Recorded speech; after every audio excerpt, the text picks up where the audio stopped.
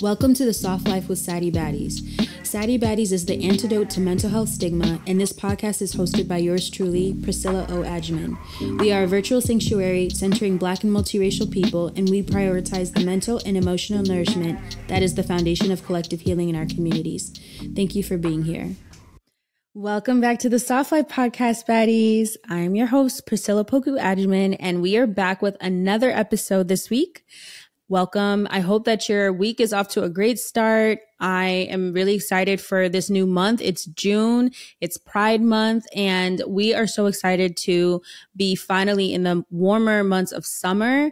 I feel like winter was very heavy and dense, and I'm just really looking forward to having a little bit more of that lightheartedness throughout the year. So I hope that you're having a good start to your week. And last week we talked about what it means to be a true girl's girl. So that episode was all about recreating the narrative about female friendships and how to heal from friendship breakups, as well as creating new friendships as adults. And so many of you took away a lot of these insights about being a girl's girl. And I think we all took away the essence of what a true girl's girl truly is. So if you haven't listened to that episode yet, definitely check it out. It's on our YouTube channel, as well as on Spotify, Apple, or wherever you listen to podcasts.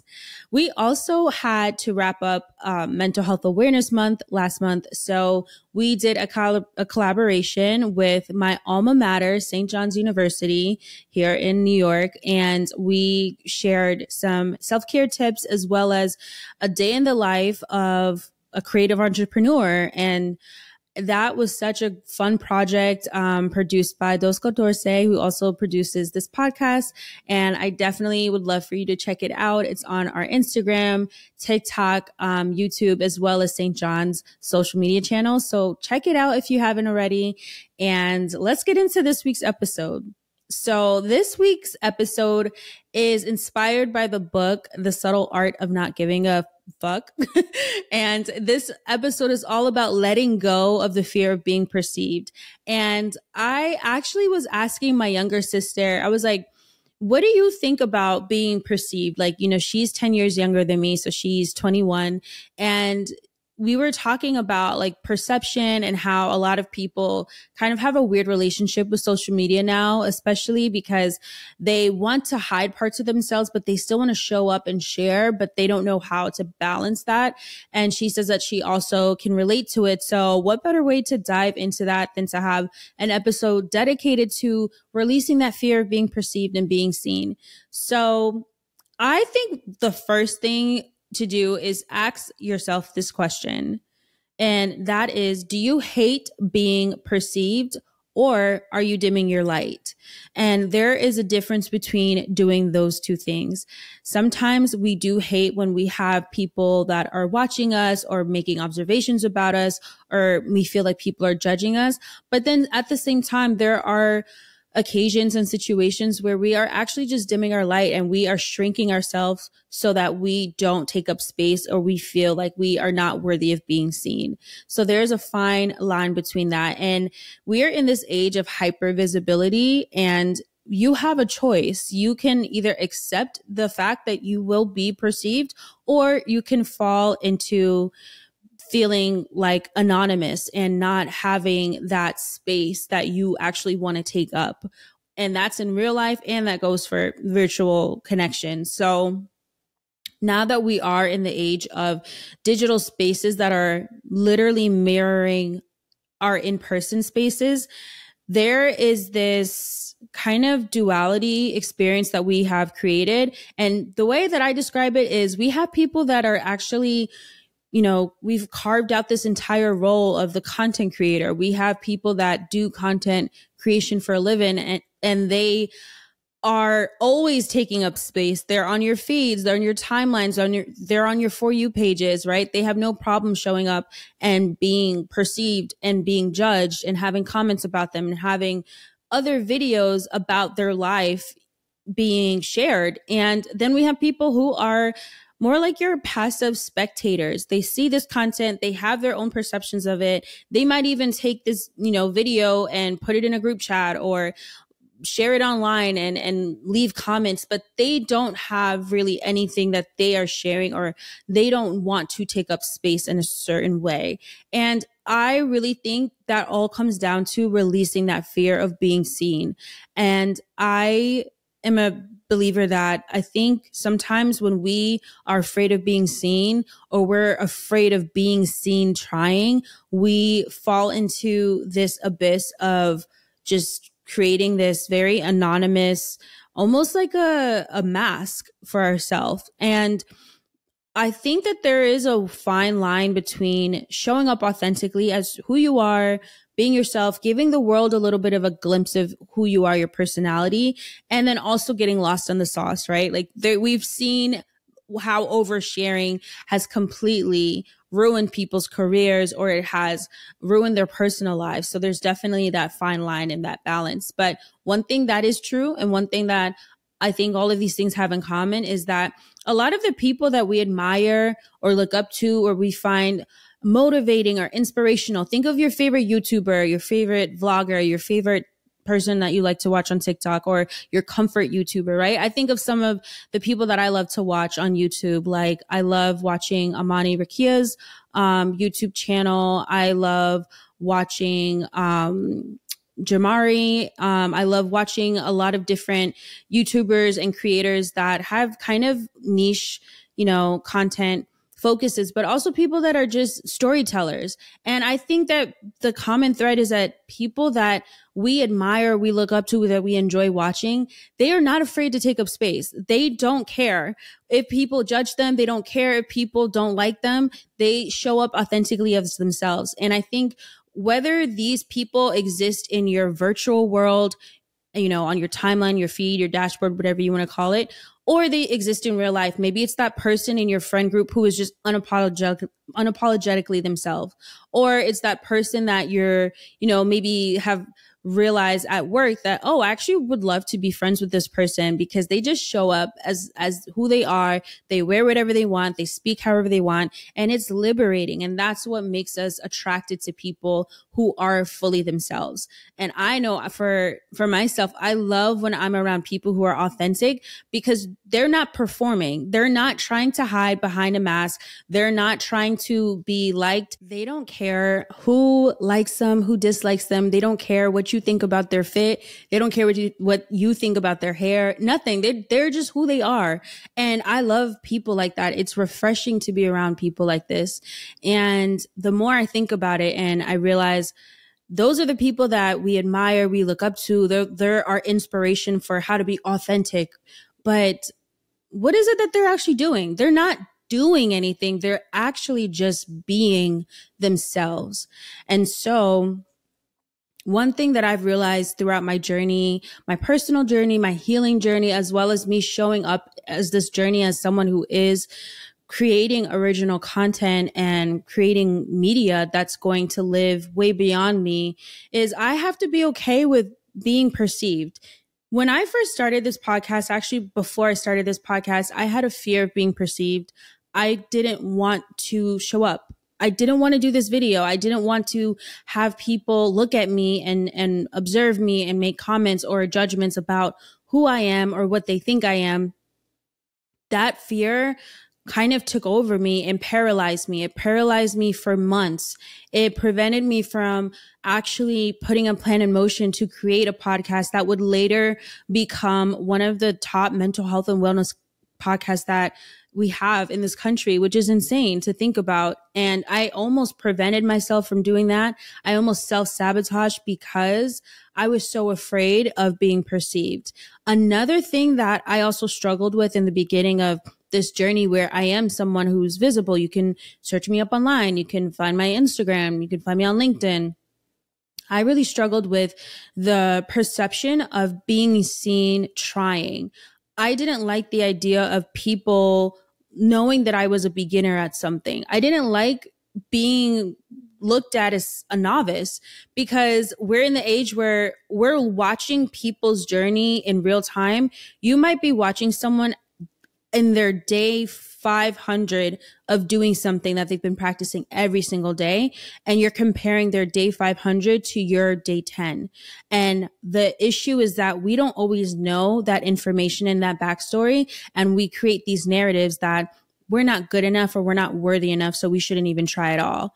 And I'm going to just be the person to tell you, fuck that. Because if you keep allowing other people's perspectives and their journeys or what they're sharing or your perception of what they have created to stop you in your tracks for what you want to do, you're always going to stay stuck. You're always going to be in this limbo and this cycle of trying and not trying, trying and not trying. And it can sometimes create competition. It can create this low sense of self-worth. And the more you stay in that, the harder it is to create. And I look at creativity as freedom. I look at it as a spiritual practice. And the more that you lean into your creativity, the more free that you will become. And that creativity doesn't necessarily have to be a YouTube video or a podcast or TikTok. It can be creating the perfect meal for yourself for the day. It could be creating a piece of art. It could be creating a song. It could be creating something that sparks your inner world. And when you lean into that creativity, the more free that you will feel and become.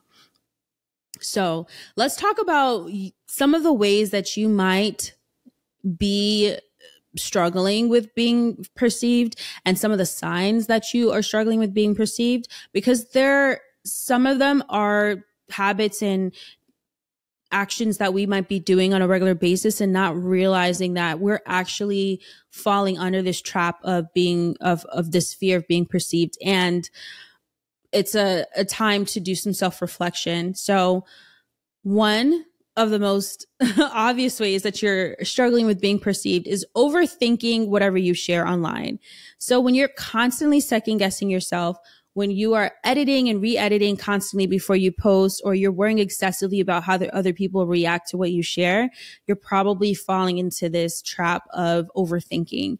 And I promise you, people are not going to remember what you posted yesterday. Think about how many stories you've watched yesterday, or how many TikToks, or how many things you saw online. And now actually think about how much of that you remember the next day. We think people have us under a microscope. And the truth is, a lot of us don't even realize what's happening around us. A lot of us are completely unaware. And we think people have us under a microscope, when in reality, they're so worried about their own bubble and their own little world that they don't care about what's going on with us. So free yourself from that thinking. Another way to tell if you might be falling under this trap of being perceived is self-censorship and avoiding sharing your truth or your opinions or your interests for fear of judgment and people may be disagreeing with you. So if you really have a strong opinion about something and you are just like, no, I don't want to share this because it's going to ruffle some feathers, that's okay. Ruffle some feathers, spice it up. It's okay to disagree with people sometimes. You know, if that's not the place that you want to do it is online, that's fine. But make sure you're just not carrying that virtual habit and behavior into your real life, because you should be able to speak up and say how you feel in your real life without always feeling like you're going to be judged or misperceived. Obviously, one of the ways to tell that you are falling into this fear of being seen is comparing yourself to others constantly and measuring your self-worth against their own. Another one is constantly seeking validation through likes, through views, through shares. This is really hard to do as someone who does create content, because I know for a lot of content creators, especially if you do content creation full time, this is your full-time job. So the metrics do matter, especially if you are working with brands that are looking for certain metrics and they want to see how effective or how much engagement you are. Obviously, there's a little bit more of a quantitative factor that is involved with creating content that way. However, I think it's also important to remember that that does not necessarily only matter in terms of your creativity. It doesn't only, that is not the only thing that's going to dictate how effective you are, how creative you are, how impactful you are. So allowing yourself to have a little bit of space to reach those goals, if they are more quantitative, but still give yourself a little bit of room, is your best bet. Obviously, having imposter syndrome in general and feeling like you are a fraud, similar to what I shared before about me not feeling ready enough to start a podcast or to go this route of an area that I have never done before. You can feel like you're not good enough to even start trying. But the reality is, if you don't start now, when the hell are you going to start? And this kind of ties into the next point of withdrawing. So pulling back from social media altogether, or just not wanting to share anything, or reducing your online presence to a zero because you just have this terrible fear of being perceived. I think another way that people tend to do this is when we go on Instagram and we see who watched our stories, and we have this fear that the people watching our stories are all just have eyeballs in us and they hate us because they're not engaging with us, or they're not commenting or liking or sharing. Again, we think that people have us under a microscope, and they don't. 9 times out of 10, they're not even considering every single thing that you're sharing day to day. You know, they're kind of just going through this as part of their daily routine. And so kind of taking a little bit, like, depersonalizing that experience and not taking everything to heart. Now, I will say that there are definitely people who are watching your stories that probably are not like gung-ho about you. To be honest with you, there are people who watch your stories because they are trying to keep tabs on you. They're trying to piece together a story. They're trying to see, okay, what is she doing today? What is she doing this weekend? Who's she with? Oh, is she still with that person? Are they still dating? Like, trust me, people definitely do that. However, they need to touch grass. And I feel like it is a trap to allow people who obviously have nothing better to do with their time than to try to piece together narratives or to stitch videos of yours or whatever. It's probably not the best use of your time to be worried about what they're doing. So allowing their experience online to be whatever it is, but carrying on. And if they watch your stories, they don't like it, so what? But if those are people that you're close with and your actual friends, then obviously that could be a different sign.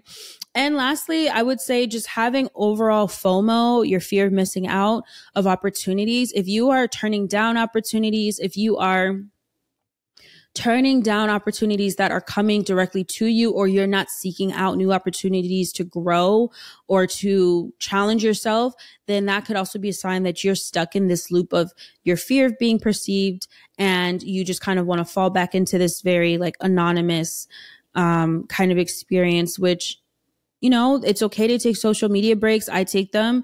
They're really necessary for me as someone who has to be chronically online. But I guarantee that if I really was having an issue with being perceived, I would not be able to show up at all. So I definitely encourage you to do that reflection and just take a minute to make sure that the way that you're showing up in real life, we're not just talking about social media, but how you're showing up in real life is not only dictated about your fear of being perceived and that perception.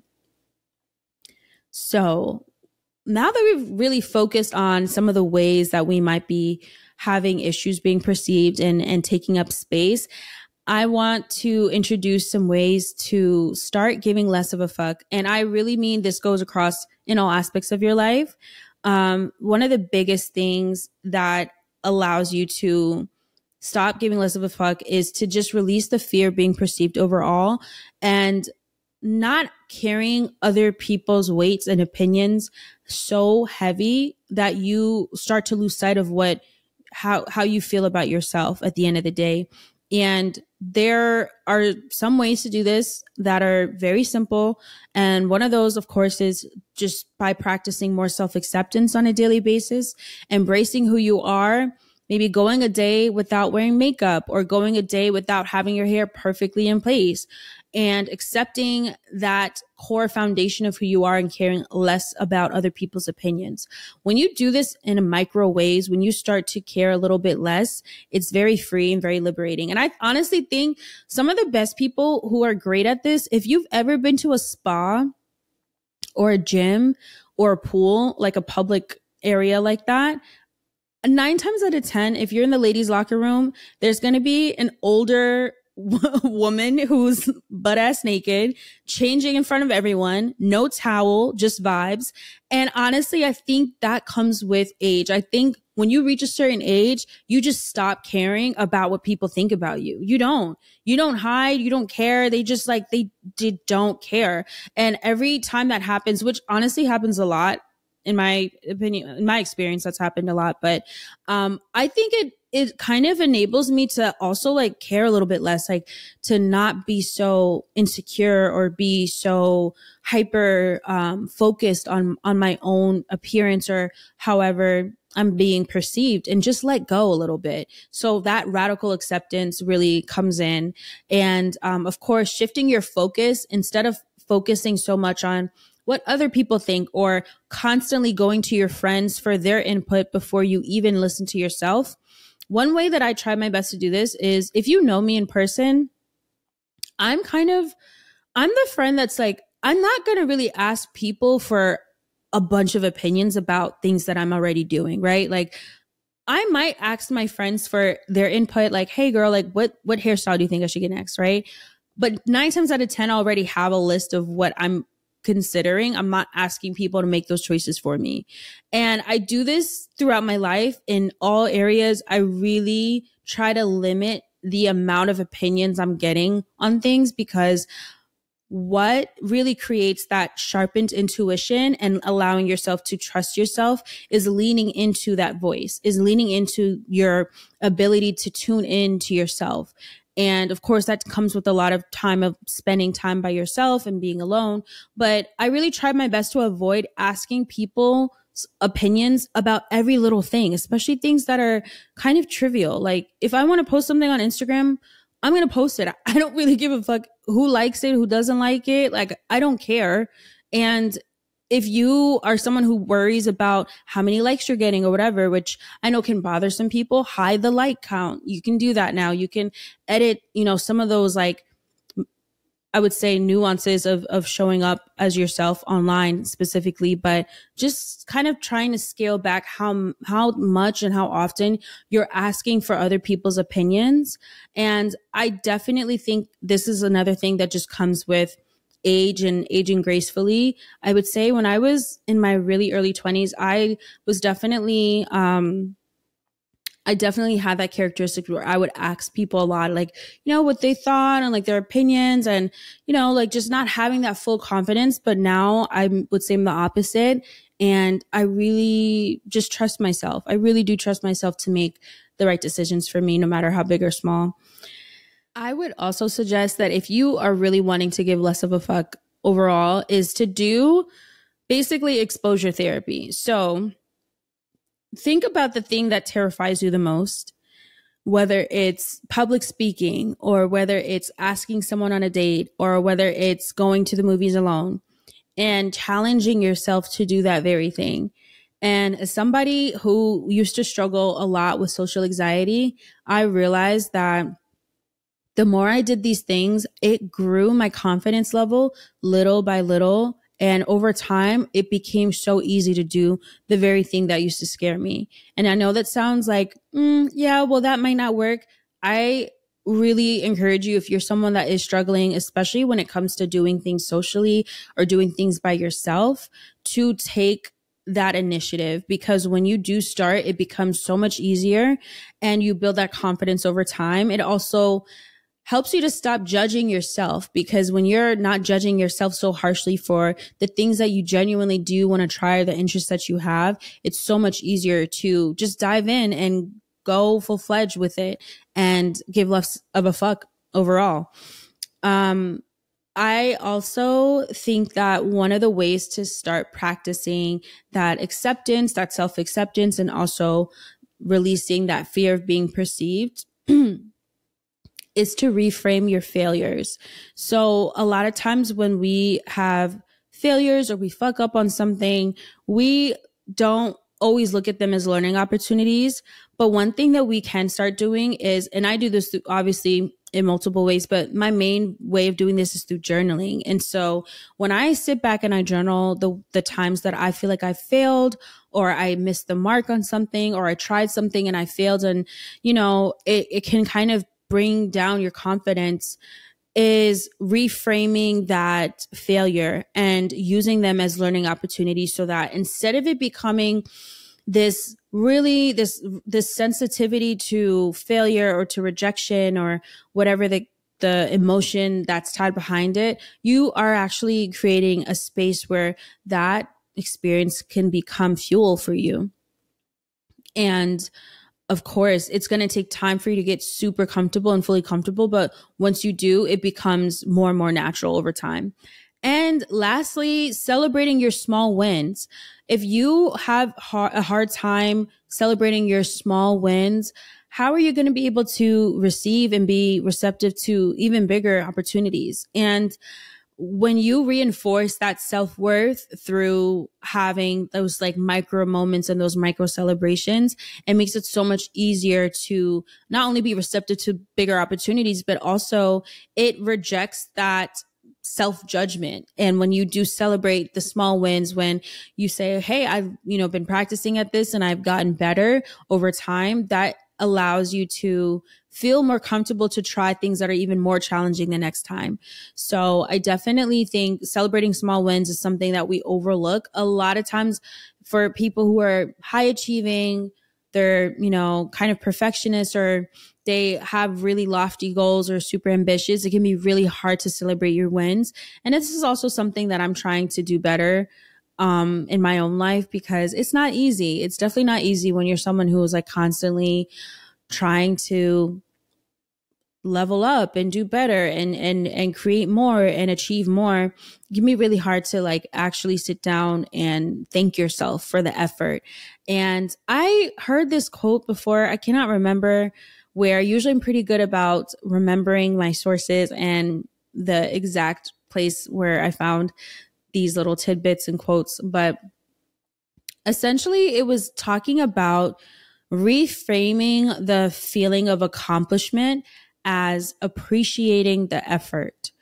And that there's something about that switch in my head really helped me to start looking at how accomplished I can feel when I just simply appreciate the effort. When you appreciate the effort that you're making, it allows you to literally give you that confidence, that boost to keep going, to try the next hard thing, to keep being persistent and not give up right away. And so that is something that I have definitely been trying to take home more of, appreciating the effort, allowing myself to feel accomplished, allowing myself to feel proud. And whether you decide to share your accomplishments online or you want to, make them public, as long as you do acknowledge and you share your wins on a personal level, that's going to help you to feel more accomplished and appreciate the effort moving forward. So I definitely hope that this helps you. I hope that this episode creates a space, a soft space for you to stop giving so much of a fuck about what people think about you. And truly, this world is chaotic as it is. And a lot of us are really just hanging on by a thread when it comes to just trying our best. A lot of us are literally just trying day to day to get by. And I really encourage you to be less hard on yourself. Just try to enjoy the process of learning, unlearning. Things are not always going to be perfect when it comes to the efforts you're making in your career or in your personal life, or maybe your health goals or your romantic relationships. But when you can appreciate the ride and the journey, it makes it that much easier. And letting go of people's perceptions of you is how you liberate yourself. And that self-acceptance, that radical self-acceptance is probably the foundation. And that's probably what a lot of us needed when we were younger. We needed somebody who would just accept us for who we were without having to make any changes. So when you're allowing yourself to do that, you're coming back to the most pure, the most honest version of yourself.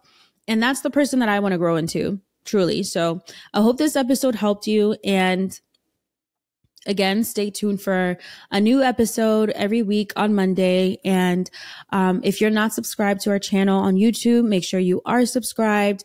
We will have new videos throughout the week. And of course, follow us on Instagram. Follow Dos Catorce on Instagram and TikTok as well. And we will see you next week. Stay soft.